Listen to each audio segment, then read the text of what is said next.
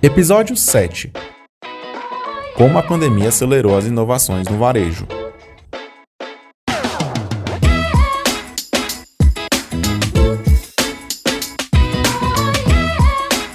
Olá, eu sou Fernanda Peregrino, seja muito bem-vindo a mais um episódio do podcast da Varejo S.A., o portal da CNDL que reúne tudo o que você precisa saber sobre o setor varejista de uma maneira leve e confiável.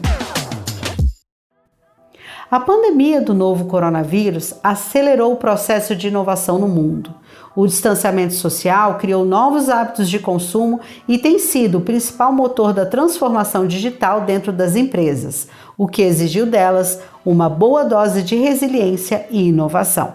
E a capacidade de se reinventar tem sido fator decisivo para as empresas superarem a pandemia e garantirem a sua continuidade após a crise. Segundo a 8ª edição da pesquisa Impactos da Covid-19 nos Pequenos Negócios, realizada pelo Sebrae em parceria com a FGV, os empresários que desenvolveram práticas inovadoras em seus negócios tiveram mais sucesso na melhora do nível de faturamento.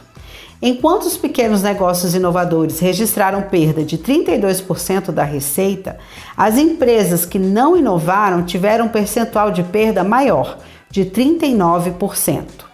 Para conversar sobre como a pandemia acelerou as inovações no varejo, eu convido Marco Antônio Corradi, superintendente da CNDL, rede representativa do setor varejista no país e que tem como missão a defesa e o fortalecimento da livre iniciativa. Com graduação em administração e algumas especializações em gestão de negócios, Marco Antônio Corradi tem vasta experiência em administração de empresas e liderança de pessoas. Atualmente compõe o corpo executivo da União Nacional de Entidades de Comércio e Serviço e é sócio-diretor da Inhall Ambientes e da 3MV Investimentos. Com o meu convidado devidamente apresentado, vamos para o cast. Olá, Marco Antônio, bem-vindo ao Varejo S.A. Podcast. Para começar este bate-papo, eu gostaria que você nos contasse como surgiu seu interesse pela administração e gestão de pessoas. Quando se tornou uma paixão? Bom, Fernanda, é uma história longa, eu vou resumir ela em algumas poucas palavras. Nasci paupérrimo e, por coincidência, num período da minha vida, quando eu estava trabalhando com jardinagem, eu descobri um livro no lixo, O Poder Infinito da Mente. Eu li esse livro e aprendi a gostar de leitura. Não tinha condições de ir para a faculdade, mas ia para a biblioteca. E um dos primeiros livros que eu li foi de administração de empresas, do Peter Drucker. E a partir daí eu percebi que administração e pessoas seriam duas ciências que eu considerei especiais para o meu dia a dia. E comecei a trilhar esse caminho. E só consegui realmente entrar para fazer uma faculdade depois de, acredito, se eu não estou com a memória muito ruim, por volta dos 35 anos de idade. Eu passei por uma história muito interessante, tá? Se você imaginar, o meu primeiro investimento foi um dinheiro que eu catei sucata, catei latinhas para vender, na época sucata mesmo, para comprar uma caixa de engraxate, para ir nos finais de semana para a praça para trabalhar de engraxate. E aí foi crescendo a visão, a questão empreendedora e a questão de saber lidar com pessoas. Desde jovem, né, desde adolescente, eu percebi que pessoas poderiam fazer a diferença em todo e qualquer lugar. Nenhum negócio funciona sem pessoas. Sem pessoas para executar as atividades diárias, sem pessoas para adquirir o que você produz. Então, eu fui buscando isso. Eu sempre tive muita dedicação em termos de estudar. Agora, não passei fome, mas passamos, eu e minha mãe, sou filho de mãe solteira, passamos por momentos difíceis. Tá? Empreendedorismo é um dom ou suas conquistas são fruto de muito estudo? Tem pessoas que nascem com algumas características a mais de empreendedorismo, mas as características de empreendedorismo você desenvolve cada uma delas ao longo da sua trajetória. A leitura é fundamental para esse desenvolvimento, não somente a prática.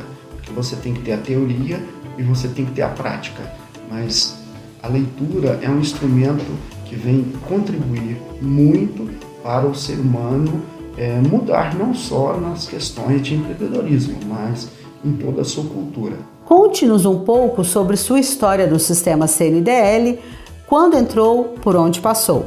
Eu ingressei como empresário por volta de 91. Em 96, eu senti a necessidade de entrar no associativismo. Sim, colocando a empresa que eu estava naquele momento, que eu fazia parte, como associada. Acho que em 2003 eu entrei na CDL, entrei no Conselho Fiscal, depois fui diretor, cheguei à presidência de uma CDL, que é a CDL de Itaúna.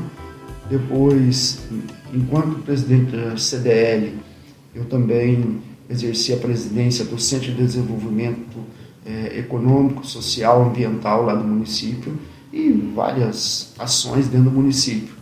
Fui convidado para estar também na Federação de Minas, momento em que eu conheci e fiquei muito amigo do presidente José César.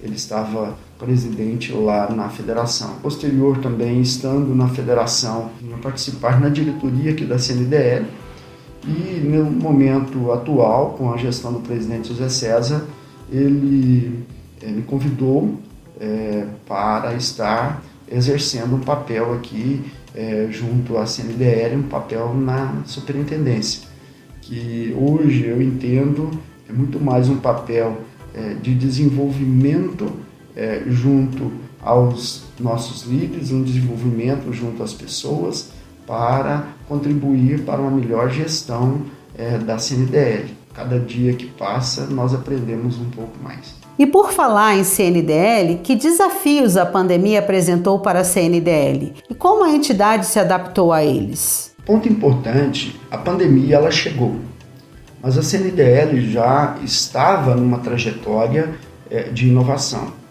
No início da gestão, o presidente José César identificou a necessidade, juntamente com os líderes, de um planejamento estratégico, uma visão de longo alcance. Foram entrevistados, na época, se eu não estou equivocado, mais de 80 líderes, e nós já trabalhamos uma série de pontos que nós identificamos como poderia ser pontos a ser melhorados, inclusive de inovação. A pandemia ela chegou com um processo de agilizar, acelerar aquilo que já estava pensado. É fato que outros pontos foram surgindo, mas nós já estávamos muito preparados para uma série de questões dentro da CNDL. Isso contribuiu muito para a agilidade. A instituição também foi obrigada a acelerar seus processos de digitalização. Quais são estes processos e como foi a implementação? Nós percebemos, assim que iniciou a pandemia, toda a equipe foram para suas casas. Precisávamos de métodos ágeis. Primeiramente, que hoje nós não teríamos mais documentos, papéis para transitar, para aprovar, para assinar. Então, a digitalização envolveu a digitalização dos documentos, a aprovação eletrônica, a assinatura de contratos de forma eletrônica e tudo aquilo que envolve o dia a dia operacional da entidade passou a estar totalmente digitalizado. Para isso, nós também buscamos investir em levar todos os nossos processos para a nuvem, porque nós precisávamos de alta disponibilidade e de grande segurança. Antes nós estávamos com servidores aqui dentro da CNDL, hoje nós estamos tudo com armazenado em nuvem, né? Que não está aqui dentro da CNDL. Isso facilitou também todos os trabalhos. Tá?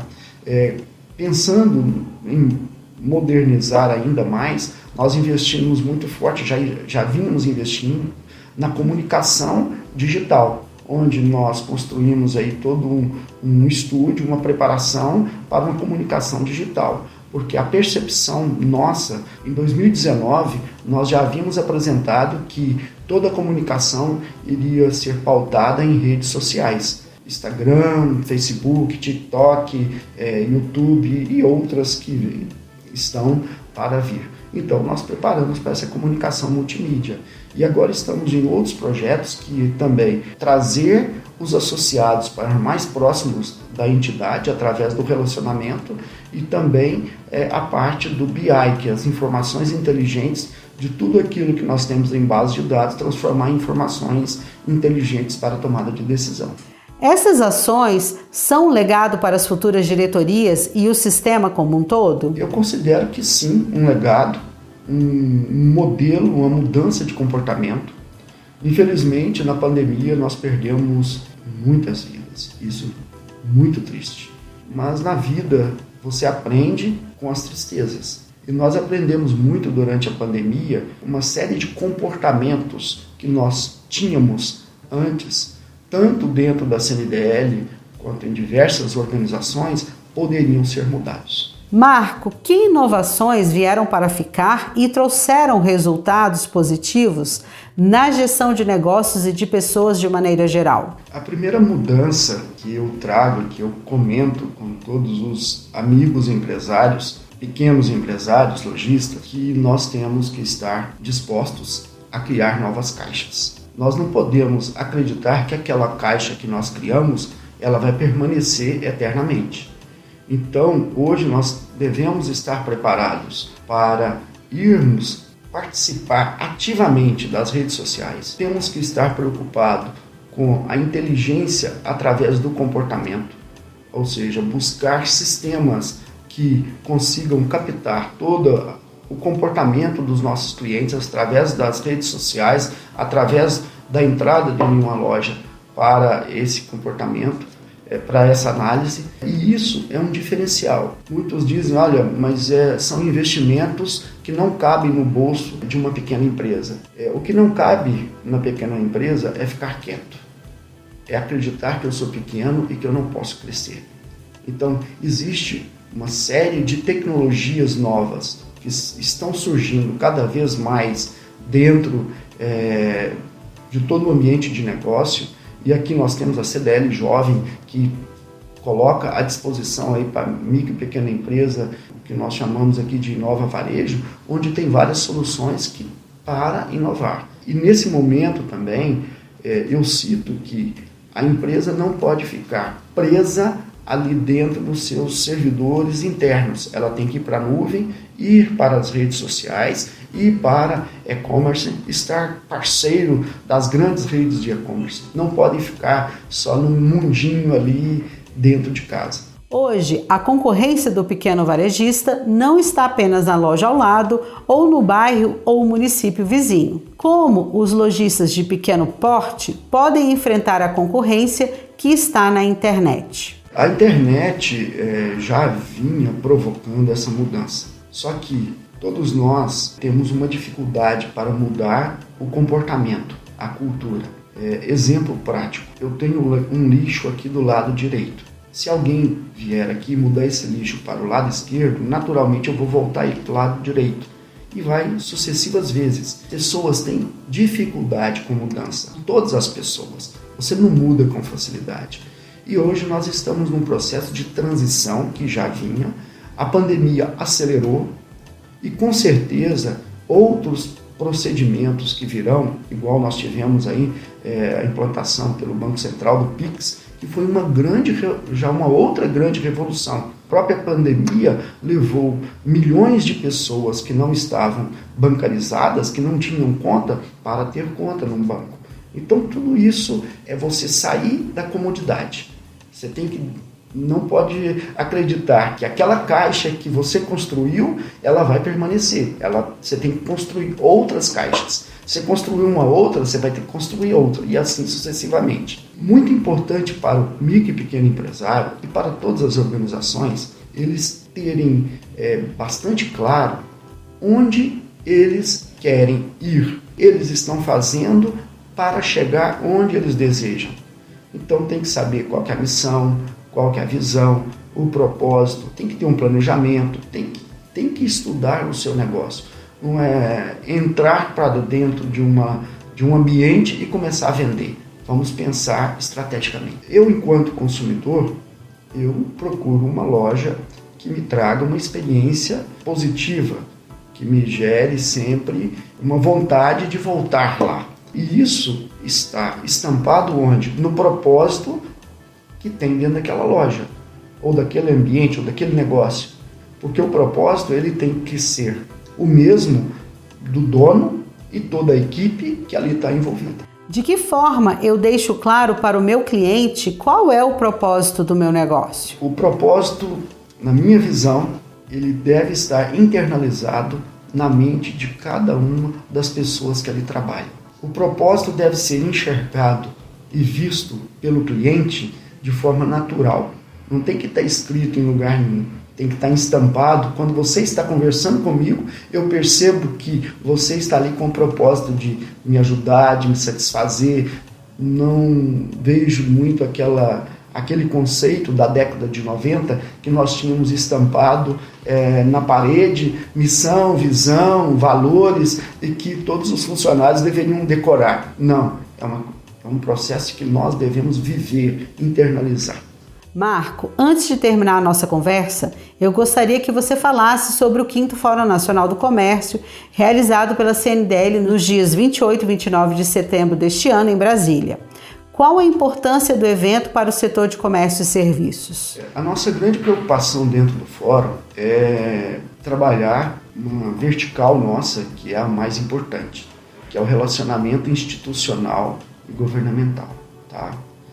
Que a gente chama de RIG, e que é considerado, é falado também como lobby. A CNDL tem um papel muito forte de fazer o lobby com toda a ética em termos da defesa dos interesses do setor do comércio e serviços junto aos parlamentares, junto aos poderes constituídos. Como eu disse antes, ninguém sabe tudo. Então, é um papel da CNDL instruir também para que nós consigamos levar para as autoridades constituídas como funciona o nosso segmento. Então nós temos um papel de orientar e instruir os nossos associados, mas nós temos um outro papel bastante relevante, eu considero vamos falar assim, principal, que é fazer as relações institucionais e governamentais na defesa dos interesses do setor que nós defendemos, que é o setor de comércio e serviços. Então o fórum tem esse papel muito importante de trazer autoridades, de trazer parlamentares para debater pontos, assuntos que são necessários para o nosso dia a dia. Marco Antônio Corradi, eu gostaria de te agradecer por conversar comigo e dar dicas de como aproveitar este momento difícil para inovar no negócio. Por favor, diga suas palavras finais. Olha, Fernanda, parabéns pelo trabalho com o podcast. Eu vejo e entendo que para todas as pessoas que estejam ouvindo, um pouco de sabedoria a gente tira em cada podcast. Não quer dizer que tudo que é aprendido, mas você tira ali uma pílula para você levar para o seu dia a dia. Todos os ouvintes possam, além de ouvir o podcast da Varejo S.A., também buscar outros podcasts que está sendo hoje uma revolução no mundo em termos de conceito, em termos de levar aprendizado ao cidadão, a todo ser humano. E é essa sabedoria que a CNDL busca com a produção de conteúdo para os micro e pequenos empreendedores, não é mesmo? Sim, a preocupação da CNDL é muito grande, que tange a levar conhecimento, a levar informação correta para os seus associados. Então essa é uma grande preocupação que vem do presidente Zé César, vem da diretoria e vem na trajetória dos 60 anos da CNDL. Passa presidente, sai presidente, passa diretoria, entra diretoria. A visão é levar o máximo de conhecimento para os seus associados.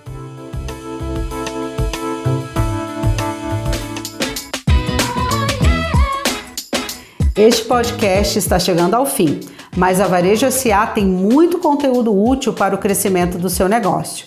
Então não deixe de visitar o nosso portal. Acesse www.varejosa.org.br.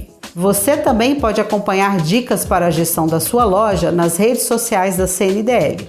Nós estamos no Facebook, Instagram e Twitter.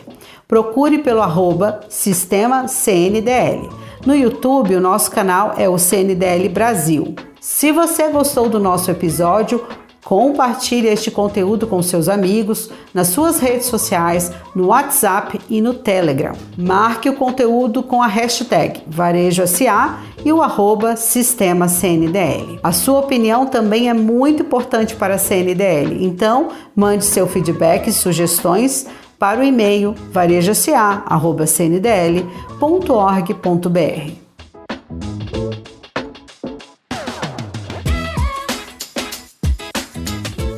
A sonorização e montagem deste podcast é feita por Gabriel Laier.